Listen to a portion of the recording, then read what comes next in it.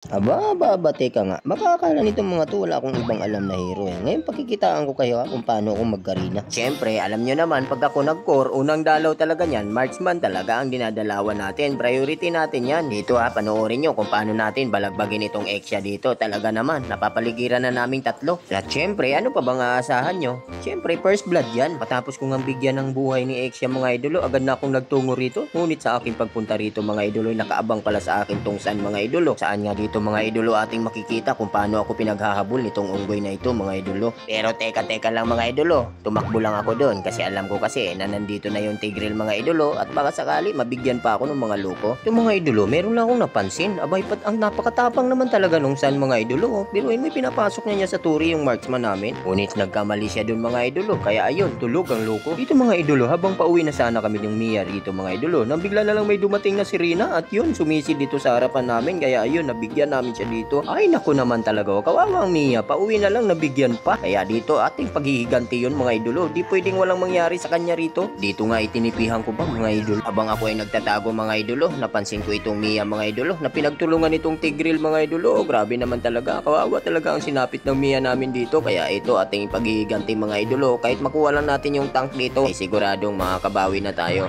One hit ang loko. Akala mo atay makakauwi ka pa no? Tapos yung pagtulungan yung marksman namin, wag ka na umasa oy. Ito mga tolo, balagbagin na ba natin yan? Pasukin na ba natin hanggang turi yan? Talaga naman, pinagbabaril pa ako. Akala nito atay makakaisa sa amin ang loko. Ayun, tinamaan ka tuloy ng mataas na voltahe ng kuryente. Kaya ayun, tulog ang loko. Hala, anong ginagawa nitong San dito mga idolo? Naliligaw ata tong loko na to Trespassing na yung ginagawa mo boy. Ano, akala ko ba makakalabas ka pa ng buhay rito? Kanang umasa uy. Dito mga idolo, panoorin nyo kung paano nangarap yung San dito mga idolo. Balak niya atang kunin itong turtle dito mga idolo. Kita ko sa inyo mga idolo kung paano natin kukontrolin yung sitwasyon dito mga idolo. Hindi pa rin talaga ako mapakali rito mga idolo. Paano ba naman yung core nila mga idolo? Ayun, nakaabang pa rin dito. Kaya sigurado, unahan ng retreat to. Pero hindi niya ata alam mga idolo na retrigad to. Bilang kapalit niya sa ginawang kapangahasan nitong San mga idolo. Kaya pati ang buhay niya rito ay sinama ko. Ito habang ako ay nag-iikot sa kagubatan mga idolo, nang mapansin ko itong aking mga kasama na muli na namang nasangkot sa kaguluhan mga idolo. Kaya agad na akong rumisko rito.